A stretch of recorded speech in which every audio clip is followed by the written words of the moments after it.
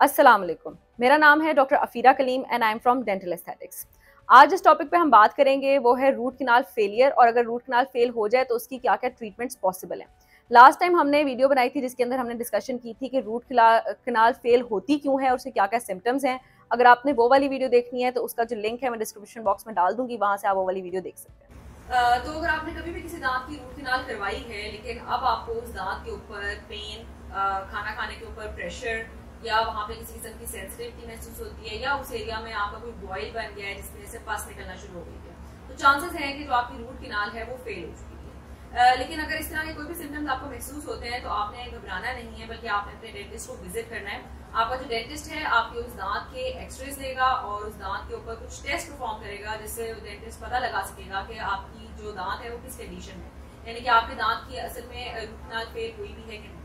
अब जब भी डेंटिस्ट ये सारे टेस्ट वगैरह करेगा तो वो असेस कर पाएगा कि आपकी जो रूट कैनाल है वो किस स्टेटस पे है और उसकी कॉज ऑफ फेलियर क्या बनी है, जिसके अंदर कुछ कॉजेस हो सकती हैं कि आपने उस एरिया की हाइजीन अच्छे से नहीं मेंटेन की, मतलब उस एरिया को अच्छे से ब्रश वगैरह नहीं किया, इसकी वजह से वहाँ पे री इन्फेक्शन हो गया हुआ है। या हो सकता है जिस दौरान रूट कैनाल की गई हुई थी उस दौरान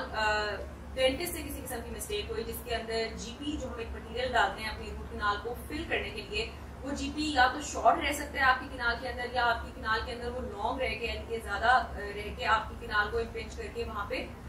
ज्यादा बैक्टीरिया इन्फेक्शन जो है वो दोबारा से करवा सकता है। या समटाइम्स ऐसा भी होता है कि एक हमारा इंस्ट्रूमेंट होता है फाइल जिससे हम आपकी दांत की किनाल को क्लीन कर रहे होते हैं, वो भी उस दौरान सेपरेट हो चुका होता है। अब ये सारे जो भी डेंटिस्ट टेस्ट करेगा उससे पता लगा पाएगा कि इनमें से कौन सी वजह की वजह से आपका जो रूट कैनाल है वो फेल हुआ है, ताकि उसके अकॉर्डिंगली आपकी दांत की वो रीट्रीटमेंट की जा सके।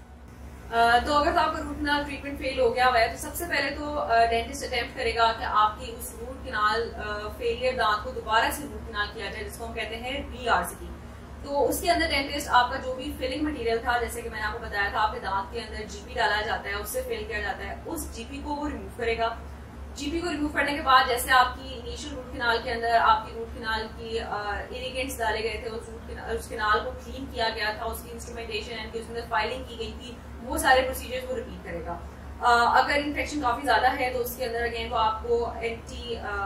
बायोटिक के पेस्ट वगैरह डाल के आपके रूट कैनाल के अंदर उनको डाल के वो कुछ टाइम आपको हील करवाने के लिए देगा। तो ये तो हमारी फर्स्ट अटेम्प्ट होती है कि अगर रूट कैनाल किसी तरह का फेल हो जाता है तो उसको दोबारा से रीआरसीटी करके बचाया जाए। लेकिन समटाइम्स ऐसा होता है कि आपका जो इन्फेक्शन है वो काफी ज्यादा होता है, उसने आपकी बोन के हिस्से में, आपकी रूट के हिस्से में काफी ज्यादा इरोजन्स कराई हुई होती है। तो अब जो है अप्रोच एक और भी यूज हो सकती है जिसको हम कहते हैं एपेक्सेक्टमी। एपेक्सेक्टमी के अंदर क्या होता है कि जो आपकी रूट का एपिक्स होता है, डेंटिस्ट उसको आपके जॉ के अंदर से इन्वेड करके वहां से आपके एपिक्स को जो है वो कट करता है और वहां पे एक सीलर लगा देता है जिसके अंदर आपका दांत अगेन सेव हो सकता है। लेकिन अगर आपका इन्फेक्शन या आपकी रूट कैनाल की कंडीशन, आपकी बोन की कंडीशन इन सब ट्रीटमेंट्स को होने की इजाजत नहीं देती तो चांसेस हैं कि आप उस दांत को आपको एक्सट्रैक्ट करवाना पड़े, जिसके अंदर आप दांत को एक्सट्रैक्ट करवा के आप उस जगह को रीइम्प्लांट भी करवा सकते हैं। तो आज हमने डिस्कस किए कि क्या क्या ट्रीटमेंट्स पॉसिबल हो सकेंगे कि अगर आपकी रूट कैनाल जो है वो फेल हो जाती है। तो अगर आपके भी इससे रिलेटेड कोई भी क्वेश्चन हो तो आप हमसे पूछ सकते हैं। Till then stay tuned. अल्लाह हाफिज।